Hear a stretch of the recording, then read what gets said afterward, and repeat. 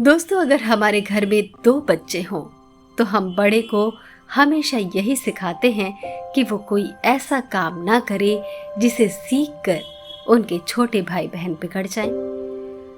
हम उन पर संस्कारों की इतनी बेड़ियां डाल देते हैं, जिम्मेदारी डाल देते हैं कि उसे अपनी सारी इच्छाओं को दबाकर भी अपने छोटे भाई बहनों के लिए आदर्श उपस्थित करना है।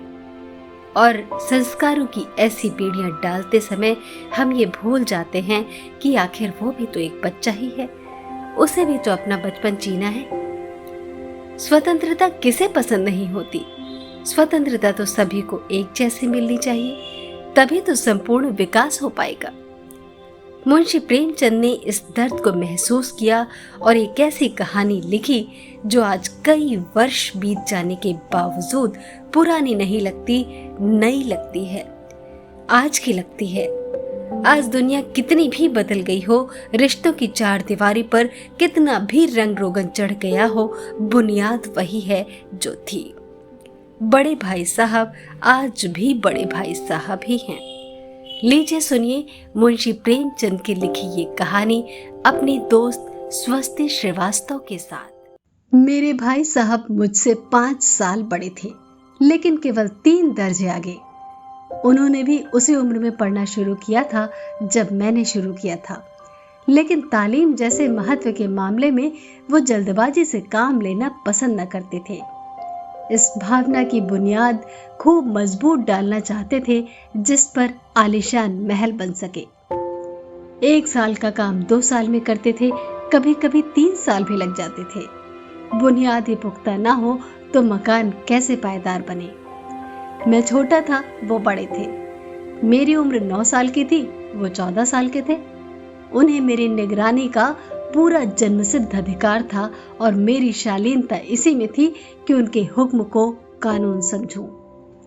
वो स्वभाव से बड़े अध्ययनशील थे, हरदम किताब खोले बैठे रहते और शायद दिमाग को आराम देने के लिए कभी कॉपी पर, कभी किताब के हाशियों पर चिड़ियों, कुत्तों, बिल्लियों की तस्वीरें बनाया करते थे। कभी कभी एक ही नाम या शब्द या वाक्य 10-20 बार लिख डालते, कभी एक शेर को बार बार सुंदर अक्षर में नकल करते, कभी ऐसी शब्द रचना करते जिसमें न कोई अर्थ होता न कोई सामंजस्य।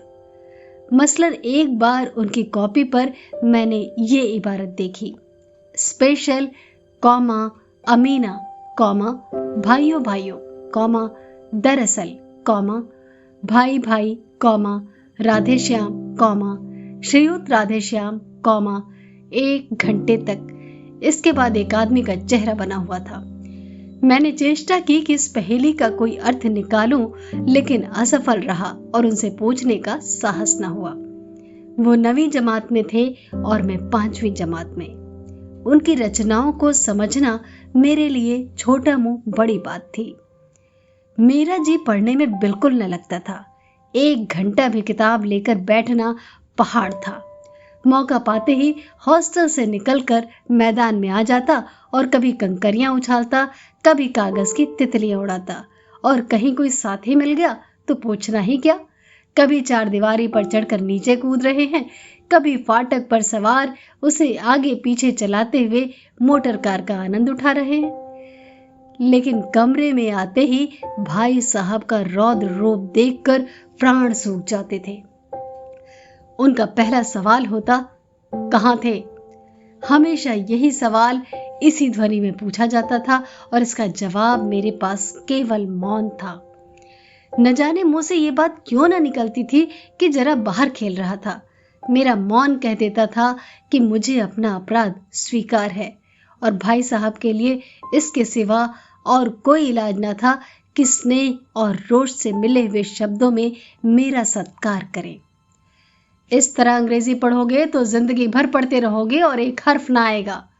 अंग्रेजी पढ़ना कोई हंसी खेल नहीं है, जो चाहे पढ़ ले। नहीं ऐरा गहरा नत्थु खैरा सभी अंग्रेजी के विद्वान हो जाते। यहाँ रात दिन आंखें फोड़नी पड़ती हैं और खून जलाना पड़ता है, तब कहीं ये विधा आती है, और आती क्या है, हाँ कहने को आ जाती है। बड़े बड़े विद्वान भी शुद्ध अंग्रेजी नहीं लिख सकते, बोलना तो दूर रहा। और मैं कहता हूं, तुम कितने घोंघा हो, कि मुझे देखकर भी सबक नहीं लेते? मैं कितनी मेहनत करता हूँ, तुम अपनी आंखों से देखते हो? अगर नहीं देखते तो ये तुम्हारी आंखों का कसूर है, तुम्हारी बुद्धि का कसूर है। इतने मेले तमाशे होते हैं, मुझे तुमने कभी देखने जाते देखा है? रोज ही क्रिकेट और हॉकी के मैच होते हैं, मैं पास नहीं फटकता, हमेशा पढ़ता रहता हूँ, उस पर भी एक एक दर्जे में 2-2, 3-3 साल पढ़ा रहता हूँ। फिर तुम कैसे आशा करते हो कि तुम यूं खेल कूद में वक्त गंवाकर पास हो जाओगे? मुझे तो 2 ही 3 साल लगते हैं, तुम उम्र भर इसी दर्जे में पड़े सड़ते रहोगे। अगर तुम्हें इस तरह उम्र गंवानी है तो बेहतर है घर चले जाओ और मजे से गुल्ली डंडा खेलो। दादा की गाढ़ी कमाई के रुपए क्यों बर्बाद करते हो? मैं ये लताड़ सुनकर आंसू बहाने लगता। जवाब ही क्या था? अपराध तो मैंने किया, लताड़ कौन सा है? भाई साहब उपदेश की कला में निपुण थे। ऐसी ऐसी लगती बातें कहते, ऐसे ऐसे सूखती बाढ़ चलाते कि मेरे जिगर के टुकड़े टुकड़े हो जाते और हिम्मत छूट जाती। इस तरह जान तोड़ कर मेहनत करने की शक्ति मैं अपने में न पाता था और उस निराशा में जरा देर के लिए मैं सोचने लगता, क्यों न घर चला जाऊं? जो काम मेरे बूते के बाहर है उसमें हाथ डालकर क्यों अपनी जिंदगी खराब करूं? मुझे अपना मूर्ख रहना मंजूर था, लेकिन उतनी मेहनत, मुझे तो चक्कर आ जाता था। लेकिन घंटे 2 घंटे बाद निराशा के बादल फट जाते और मैं इरादा करता कि आगे से खूब जी लगाकर पढ़ूंगा। चटपट एक टाइम टेबल बना डालता, बिना पहले से नक्शा बनाए, बिना कोई स्कीम तैयार किए काम कैसे शुरू करूं। टाइम टेबल में खेल कूद की मत बिल्कुल उड़ जाती। प्रातःकाल उठना, 6 बजे मुंह हाथ धो नाश्ता कर पढ़ने बैठ जाना, 6 से 8 तक अंग्रेजी, 8 से 9 तक हिसाब, 9 से 9:30 तक इतिहास, फिर भोजन और स्कूल। 3:30 बजे स्कूल से वापस आकर आधा घंटा आराम, 4 से 5 तक भूगोल, 5 से 6 तक ग्रामर, आधा घंटा हॉस्टल के सामने टहलना, 6:30 से 7 तक अंग्रेजी कंपोजिशन, फिर भोजन करके 8 से 9 तक अनुवाद, 9 से 10 तक हिंदी, 10 से 11 तक विविध विषय, फिर विश्राम। मगर टाइम टेबल बना लेना एक बात है और उस पर अमल करना दूसरी बात। पहले ही दिन से उसकी अवहेलना शुरू हो जाती। मैदान की वो सुखद हरियाली, हवा के वो हल्के हल्के झोंके, फुटबॉल की उछल कूद, कबड्डी की वो दाव घात, वॉलीबॉल की वो तेजी और फुर्ती मुझे अज्ञात और अनिवार्य रूप से खींच ले जाती और वहां जाते ही मैं सब कुछ भूल जाता। वो जानलेवा टाइम टेबल, वो आंख फोड़ पुस्तकें किसी की याद न रहती और फिर भाई साहब को नसीहत और फजीहत का अवसर मिल जाता। मैं उनके साये से भागता, उनकी आंखों से दूर रहने की चेष्टा करता, कमरे में इस तरह दबे पांव आता कि उन्हें खबर ना हो। उनकी नजर मेरी ओर उठी और मेरे प्राण निकले। हमेशा सिर पर एक नंगी तलवार सी लटकती मालूम होती, फिर भी जैसे मौत और विपत्ति के बीच में भी आदमी मोह और माया के बंधन में जकड़ा रहता है, मैं फटकार और घुड़कियां खाकर भी खेल कूद का तिरस्कार न कर सकता। सालाना इम्तिहान हुआ, भाई साहब फेल हो गए, मैं पास हो गया और दर्जे में प्रथम आया। मेरे और उनके बीच केवल 2 साल का अंतर रह गया। जी में आया भाई साहब को आड़े हाथ लूं। आपकी वो घोर तपस्या कहाँ गई? मुझे देखिए, मजे से खेलता भी रहा और दर्जे में अव्वल भी हूँ। लेकिन वो इतने दुखी और उदास थे कि मुझे उनसे दिली हमदर्दी हुई और उनके घाव पर नमक छिड़कने का विचार भी लज्जास्पद जान पड़ा। हाँ, मुझे अपने ऊपर कुछ अभिमान हुआ और आत्मसम्मान भी बढ़ा। भाई साहब का वो रोब अब मुझ पर न रहा। आजादी से खेल कूद में शरीक होने लगा। दिल मजबूत था, अगर उन्होंने फिर से मेरी फजीहत की तो साफ कह दूंगा, आपने अपना खून जलाकर कौन सा तीर मार लिया? मैं तो खेलते कूदते दर्जे में अव्वल आ गया। जबान से यह हिकड़ी जताने का साहस न होने पर भी मेरे रंग ढंग से साफ जाहिर होता था कि भाई साहब का वो आतंक अब मुझ पर नहीं है। भाई साहब ने इसे भांप लिया। उनकी सहज बुद्धि बड़ी तीव्र थी और एक दिन जब मैं भोर का सारा समय गुल्ली डंडे की भेंट करके ठीक भोजन के समय लौटा तो भाई साहब ने मानो तलवार खींच ली और मुझ पर टूट पड़े। देखता हूँ इस साल पास हो गए और दर्जे में अव्वल आ गए तो तुम्हें दिमाग हो गया है, मगर भाईजान घमंड तो बड़े बड़े का नहीं रहा। तुम्हारी क्या हस्ती है? इतिहास में रावण का हाल तो पढ़ा ही होगा। उसके चरित्र से तुमने क्या उपदेश लिया, या यूं ही पढ़ गए? महज इम्तिहान पास कर लेना कोई चीज नहीं है। असल चीज है बुद्धि का विकास।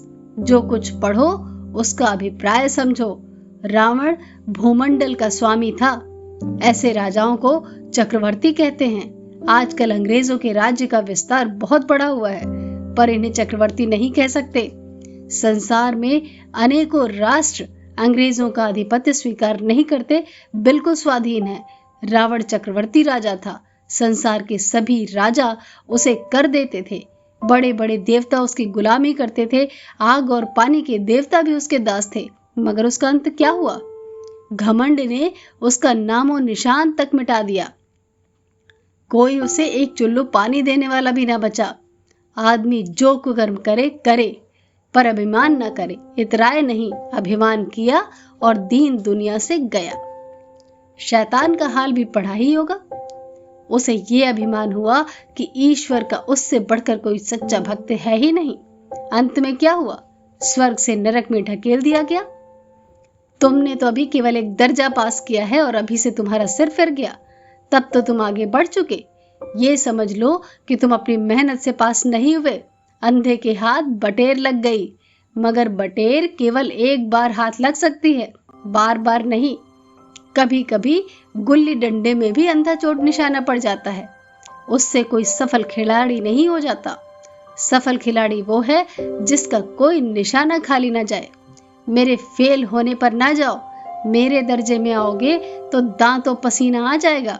जब अलजबरा और ज्योमेट्री के लोहे के चने चबाने पड़ेंगे और इंग्लिस्तान का इतिहास पढ़ना पड़ेगा। बादशाहों के नाम याद रखना पड़ेगा। आसान नहीं। 8 हेनरी ही गुजरे हैं। कौन सा कांड किस हेनरी के समय हुआ, क्या ये याद कर लेना आसान समझते हो? हेनरी 7वें की जगह हेनरी 8वां लिखा और सब नंबर गायब। सिफर भी ना मिलेगा, सिफर भी। हो किस ख्याल में? दर्जनों तो जेम्स हुए, दर्जनों विलियम्स, कौड़ियों चार्ल्स। दिमाग चक्कर खाने लगता है। इन अभागों को नाम भी न जुड़ते थे। एक ही नाम के पीछे दोयम सोयम चहारुम पंजुम लगाते चले गए। मुझसे पूछते तो 10 लाख नाम बता देता। और ज्योमेट्री तो बस खुदा की पनाह। अ ब ज की जगह अ ज ब लिख दिया, सारे नंबर कट गए। कोई इन निर्दयी परीक्षकों से ये नहीं पूछता कि आखिर अ ब ज और अ ज ब में क्या फर्क है। व्यर्थ की बात के लिए क्यों छात्रों का खून करते हो? दाल भात रोटी खाई या भात दाल रोटी खाई, इसमें क्या रखा है? मगर इन परीक्षकों को क्या परवाह? वह तो वही देखते हैं जो पुस्तक में लिखा है। चाहते हैं कि लड़के अक्षर अक्षर रट डालें, और इसी रटंत का नाम शिक्षा छोड़ रखा है। आखिर इन बेसिर पैर की बातों को पढ़ने से क्या फायदा? इस रेखा पर वह लंब गिरा दो तो आधार लंब से दुगना हो जाएगा। पूछिए इससे प्रयोजन? दुगना नहीं चौगुना हो जाए या आधा ही रहे, मेरी बला से। लेकिन परीक्षा में पास होना है तो ये सब खुराफात याद करनी पड़ेगी। कह दिया, समय की पाबंदी पर एक निबंध लिखो जो 4 पन्नों से कम ना हो। अब आप कॉपी सामने खोले, कलम हाथ में लिए, उसके नाम को रोइए। कौन नहीं जानता कि समय की पाबंदी बहुत अच्छी बात है। इससे आदमी के जीवन में संयम आ जाता है, दूसरों का उस पर से स्नेह होने लगता है, उसके कारोबार में उन्नति होती है। लेकिन इस जरा सी बात पर 4 पन्ने कैसे लिखें? जो बात एक वाक्य में कही जा सके उसे 4 पन्ने में लिखने की क्या जरूरत? मैं तो इसे हिमाकत समझता हूँ। ये तो समय की किफायत नहीं बल्कि उसका दुरुपयोग है कि व्यर्थ में किसी बात को ठूस दिया। हम चाहते हैं आदमी को जो कुछ कहना हो चटपट कह दे और अपनी राह ले, मगर नहीं, आपको 4 पन्ने रंगने पड़ेंगे, चाहे जैसे लिखिए, और पन्ने भी पूरे फुल स्केप आकार के। ये छात्रों पर अत्याचार नहीं तो और क्या है?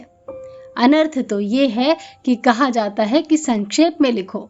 समय की पाबंदी पर संक्षेप में एक निबंध लिखो जो 4 पन्नों से कम ना हो। ठीक, संक्षेप में 4 पन्ने हुए नहीं, शायद 100-200 पन्ने लिखवाते। तेज भी दौड़िए और धीरे भी, है ना उल्टी बात? बालक भी इतनी सी बात समझ सकता है, लेकिन इन अध्यापकों को इतनी तमीज भी नहीं। उस पर दावा है कि हम अध्यापक हैं।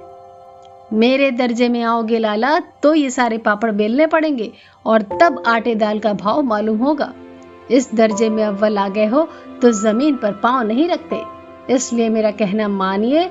लाख फेल हो गया हूँ लेकिन तुमसे बड़ा हूँ। संसार का मुझे तुमसे ज्यादा अनुभव है। जो कुछ कहता हूँ उसे गिरा बांधिए, नहीं पछताइएगा। स्कूल का समय निकट था, नहीं ईश्वर जाने ये उपदेश माला कब समाप्त होती। भोजन आज मुझे निस्वाद लग रहा था। जब पास होने पर ये तिरस्कार हो रहा है तो फेल होने पर तो शायद प्राण ही ले लिए जाएं। भाई साहब ने अपने दर्जे की पढ़ाई का जो भयंकर चित्र खींचा था उसने मुझे भयभीत कर दिया। कैसे स्कूल छोड़कर घर नहीं भागा, यही ताज्जुब है। लेकिन इतने तिरस्कार पर भी पुस्तकों में मेरी अरुचि ज्यों की त्यों बनी रही। खेल कूद का कोई अवसर हाथ से न जाने देता। पढ़ता भी था मगर बहुत कम, बस इतना कि रोज का टास्क पूरा हो जाए और दर्जे में जलील ना होना पड़े। अपने ऊपर जो विश्वास पैदा हुआ था वो फिर से लुप्त हो गया। फिर चोरों का सा जीवन कटने लगा। फिर सालाना इम्तिहान हुआ और कुछ ऐसा संयोग हुआ कि मैं फिर पास हुआ और भाई साहब फिर फेल हो गए। मैंने बहुत मेहनत न की थी पर जाने कैसे दर्जे में अव्वल आ गया। मुझे खुद अचरज हुआ। भाई साहब ने प्राणांतक परिश्रम किया। कोर्स का एक एक शब्द चाट गए थे। 10 बजे रात तक इधर, 4 बजे भोर तक उधर, 6 से 9:30 तक स्कूल जाने से पहले मुद्रा कांतिहीन हो गई थी, मगर बेचारे फेल हो गए। मुझे उन पर दया आती थी। नतीजा सुनाया गया तो वो रो पड़े और मैं भी रोने लगा। अपने पास होने वाली खुशी आधी हो गई। मैं भी फेल हो गया होता तो भाई साहब को इतना दुख ना होता, लेकिन विधि की बात कौन टाले। मेरे और भाई साहब के बीच अब केवल एक दर्जे का अंतर और रह गया। मेरे मन में एक कुटिल भावना उदय हुई कि कहीं भाई साहब 1 साल और फेल हो जाएं तो मैं उनके बराबर हो जाऊं। फिर वो किस आधार पर मेरी फजीहत कर सकेंगे। लेकिन मैंने इस कमीने विचार को दिल से बलपूर्वक निकाल डाला। आखिर वो मुझे मेरे हित के विचार से ही तो डांटते हैं। मुझे उस वक्त अप्रिय लगता है अवश्य, मगर ये शायद उनके उपदेशों का ही असर है कि मैं दनादन पास होता जाता हूँ, वो भी इतने अच्छे नंबरों से। अब भाई साहब बहुत कुछ नर्म पड़ गए थे। कई बार मुझे डांटने का अवसर पाकर भी उन्होंने धीरज से काम लिया। शायद अब वो खुद समझने लगे थे कि मुझे डांटने का अधिकार उन्हें नहीं रहा, या रहा तो बहुत कम। मेरी स्वच्छंदता भी बढ़ी। मैं उनकी सहिष्णुता का अनुचित लाभ उठाने लगा। मुझे कुछ ऐसी धारणा हुई कि मैं तो पास हो ही जाऊंगा, पढ़ूं या ना पढ़ूं, मेरी तकदीर बलवान है।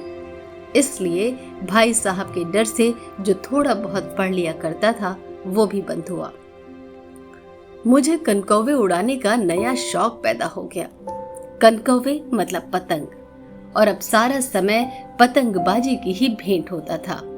फिर भी मैं भाई साहब का अदब करता और उनकी नजर बचाकर कनकौवे उड़ाता था। मांझा देना, कन्ने बांधना, पतंग टूर्नामेंट की तैयारियां आदि समस्याएं अब गुप्त रूप से हल की जाती थीं।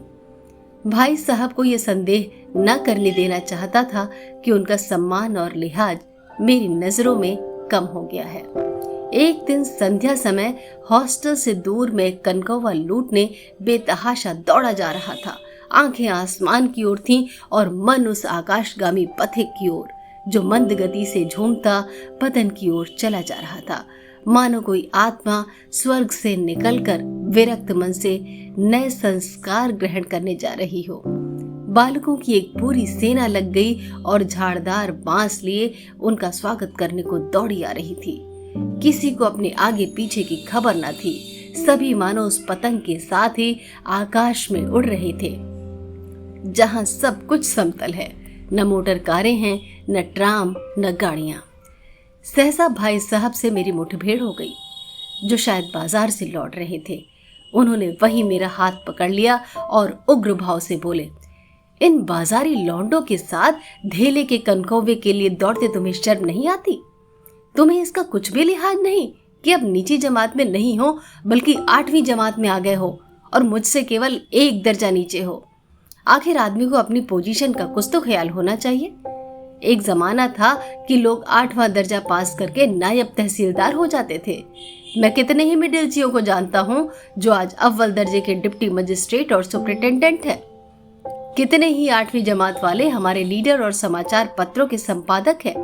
बड़े बड़े विद्वान उनकी मातहती में काम करते हैं और तुम उसी 8वें दर्जे में आकर बाजारी लौंडों के साथ कनकौवे के लिए दौड़ रहे हो। मुझे तुम्हारी इस कम अक्ली पर दुख होता है। तुम ज़हीन हो, इसमें शक नहीं, लेकिन वह ज़हन किस काम का जो हमारे आत्मगौरव की हत्या कर डाले। तुम अपने दिल में समझते होगे मैं भाई साहब से महज एक दर्जा नीचे हूँ और अब उन्हें मुझको कुछ कहने का हक नहीं, लेकिन ये तुम्हारी गलती है। मैं तुमसे 5 साल बड़ा हूँ और चाहे आज तुम मेरी ही जमात में आ जाओ और परीक्षकों का यही हाल है तो निस्संदेह अगले साल तुम मेरे समकक्ष हो जाओगे और शायद 1 साल बाद मुझसे आगे निकल जाओ। लेकिन मुझ में और तुम में जो 5 साल का अंतर है उसे तुम क्या खुदा भी न मिटा सकता।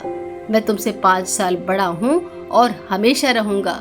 मुझे दुनिया का और जिंदगी का जो तजुर्बा है तुम उसकी बराबरी नहीं कर सकते, चाहे तुम MA डिलेट ही क्यों न कर लो।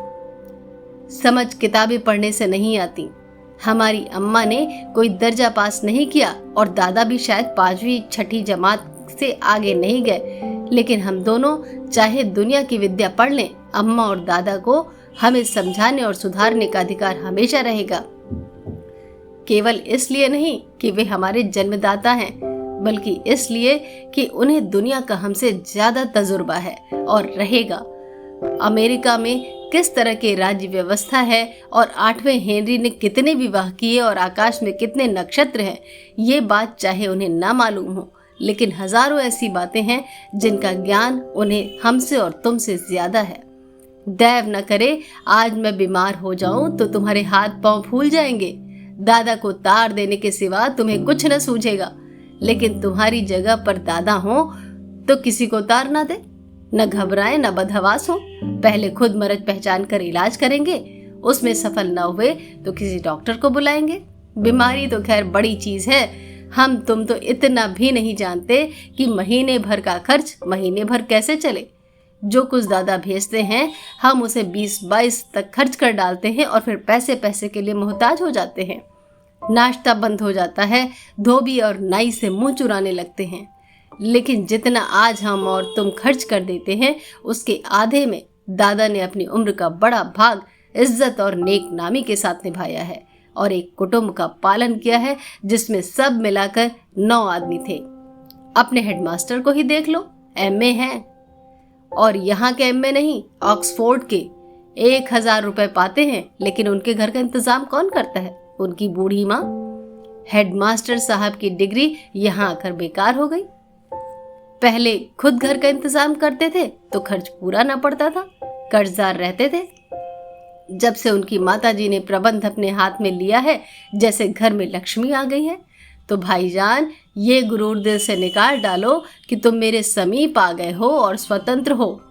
मेरे देखते तुम बेराह न चल पाओगे। अगर तुम यूं न मानोगे तो मैं थप्पड़ का प्रयोग भी कर सकता हूँ। मैं जानता हूँ तुम्हें मेरी बातें जहर लग रही हैं।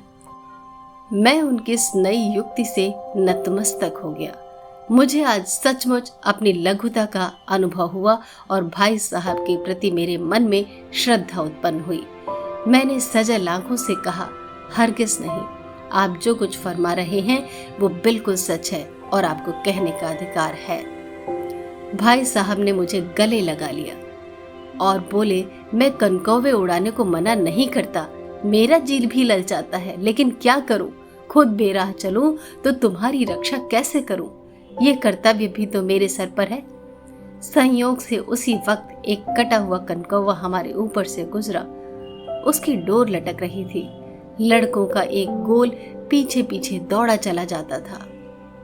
भाई साहब लंबे हैं ही, उछलकर उसकी डोर पकड़ ली और बेतहाशा हॉस्टल की तरफ दौड़े।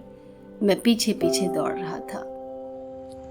दोस्तों, ये थी मुंशी प्रेमचंद की लिखी कहानी बड़े भाई साहब। और आज का सफर यहीं तक। एक नई कहानी के साथ हम फिर हाजिर होंगे। तब तक के लिए स्वस्थ रहिए, सुरक्षित रहिए और सुनते रहिए मुझे यानी अपनी दोस्त स्वस्ति श्रीवास्तव को।